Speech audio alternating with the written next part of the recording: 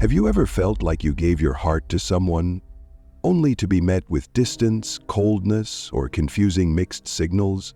Maybe you were the one always reaching out, always trying to fix things, trying to get closer, only to feel more invisible the harder you tried.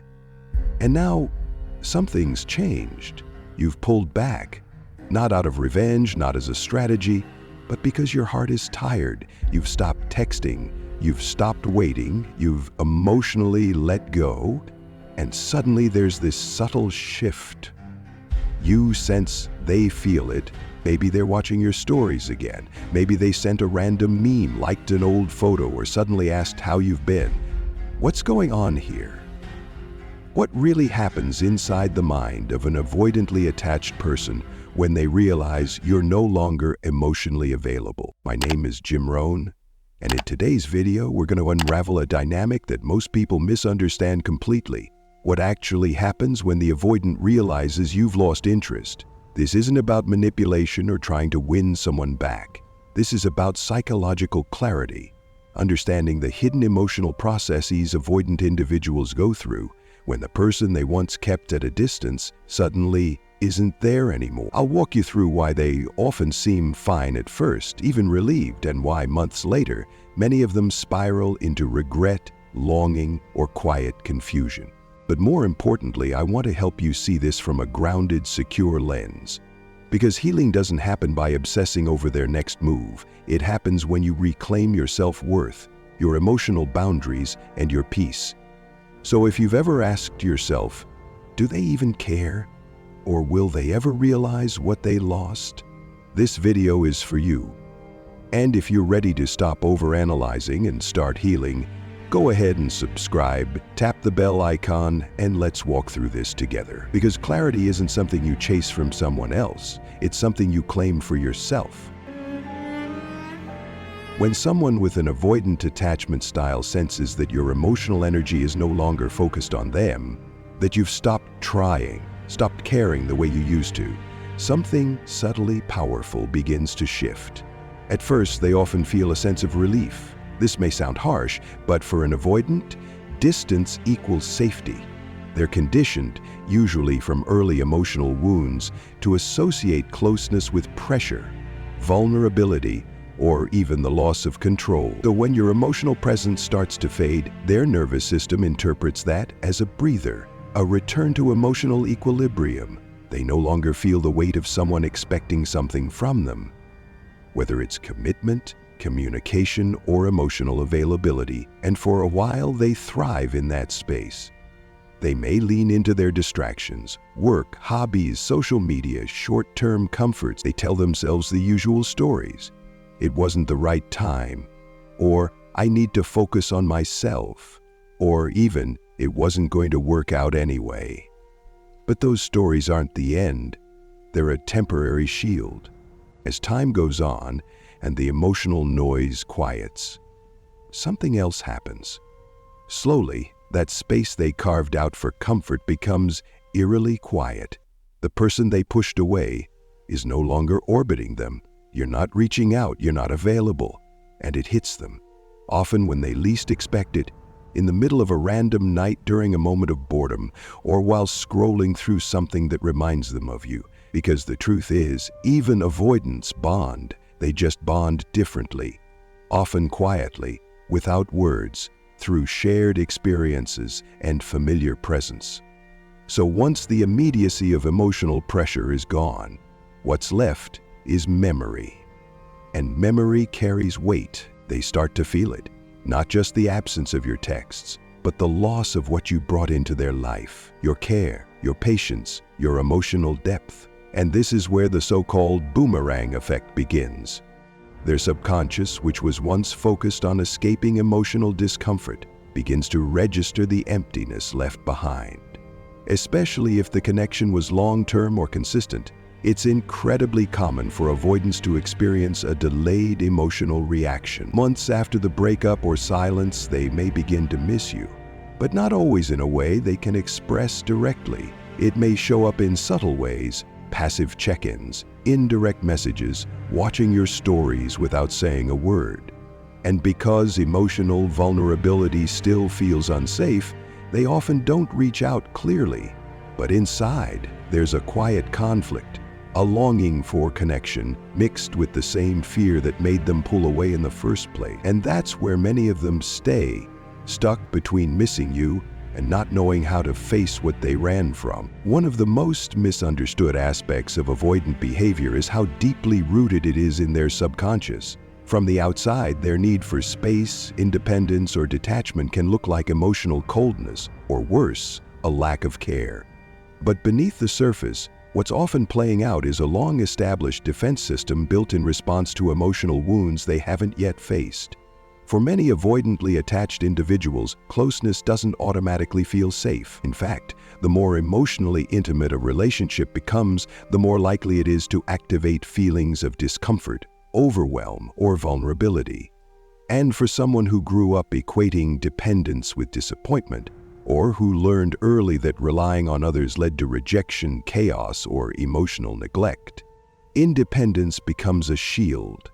It's not just a preference, it's protection. Over time, this shield becomes almost invisible to them. It's not a conscious strategy they're thinking through every day, it's automatic. Deep in their nervous system, space equals control, and control equals safety. So when someone gets too close too fast, or expects emotional intimacy at a level they're not ready to meet, their mind starts pulling up old warning signals. These aren't rational thoughts, they're emotional reflexes that whisper, "Back away or you'll get hurt." It's not that they don't feel connection, it's that the cost of closeness feels too high. That's why they may push you away, even when they care about you. That's why they may disappear after a great weekend, or go silent right after things seem to deepen. It's not always about you, it's about the subconscious fear that if they let you all the way in, they'll lose control. And with that, the fragile sense of security they've built for themselves. Now here's the twist. When you stop trying, when you begin to emotionally detach and reclaim your own space, that internal security system of theirs can get thrown off balance. They're used to being the one who regulates closeness. They're the ones who manage distance. So when you gently step away, when you stop calling, stop initiating, stop giving, it's like an unexpected signal to their subconscious. The dynamic has shifted, and for someone who's been relying on control to feel emotionally safe, that can trigger a quiet but powerful sense of instability. Their mind begins to register that something familiar is no longer there. Not just your presence, but the security that came with knowing you were always reaching, always giving, always showing up. Even if they didn't consciously value it, their emotional system was leaning on it. And here's where it gets interesting. They might not immediately realize what's happening. Remember, avoidant behavior often involves emotional suppression, not denial, but detachment. So instead of feeling the loss right away, they may just dive deeper into distractions, more work, more time alone, more rationalizing. But eventually, the absence of your emotional presence starts to feel like a missing piece, not because they've suddenly become emotionally available, but because the dynamic that kept them comfortable has disappeared. And when that happens, their inner world begins to wobble a little. The security they clung to, space, distance, autonomy, suddenly doesn't feel so secure anymore. Because it wasn't the space that made them feel safe, it was your emotional reliability within that space. And now that it's gone, they're left alone with the very emotions they were trying to avoid all along. One of the most emotionally confusing experiences for someone who's been in a relationship with a dismissive avoidant is trying to make sense of their withdrawal. When someone you cared about goes silent, pulls away, or suddenly becomes distant, especially after moments of closeness, it's incredibly easy to take that behavior at face value. You might think, they clearly don't care. Or worse, they never did. It can feel like emotional whiplash. One day you're sharing something meaningful, the next they're cold or completely disengaged. But what's important to understand, especially if you're trying to heal and find closure, is that what looks like apathy from the outside is often something very different happening on the inside for the avoidant. It's not a lack of emotion. It's a deeply ingrained reaction to feeling too much, too fast, and not knowing what to do with it. Dismissive avoidants are often masters at suppressing their emotional responses. That doesn't mean they don't have them. It means they learned, usually very early in life, that expressing or leaning into emotional intensity didn't feel safe. So when something activates a deep emotional response in them, closeness, intimacy, vulnerability, their nervous system goes into protection mode. But instead of reaching out or communicating how overwhelmed they feel, they pull back, they retreat. Sometimes it's subtle, a delay in response, a slight shift in tone. Sometimes it's more dramatic, disappearing altogether, canceling plans, or suddenly acting indifferent. And the person left behind is left guessing, spinning stories and blaming yourself. What makes this even harder is that dismissive avoidants don't often explain what's happening inside them, not because they're trying to hurt you, but because they're disconnected from their own emotional world. They don't always recognize that they're not reacting to you, but to what your presence is stirring up within them. So what ends up happening is a painful miscommunication, one that's silent but deeply felt. You interpret their distance as rejection. They experience their retreat as survival. And somewhere in the middle, the connection breaks down, not because there was no care, but because fear took the wheel. This is why so many people who love avoidance walk away confused, doubting their worth, wondering what they did wrong. But the truth is, their emotional pullback is rarely about your inadequacy. It's about their inner world being flooded with feelings they don't yet know how to process. Understanding this doesn't excuse hurtful behavior, but it does give you a clearer map. You can stop chasing closure from someone who may not have the tools to offer it. You can stop personalizing emotional patterns that began long before you entered their life. And most importantly, you can begin to give yourself the clarity, compassion, and validation that the relationship may have lacked, not because you weren't enough, but because they were too guarded to meet you where you stood. If you've loved someone with an avoidant attachment style, the silence that follows the end of the relationship can feel like a void, heavy, confusing, and painfully loud. The urge to break that silence is real.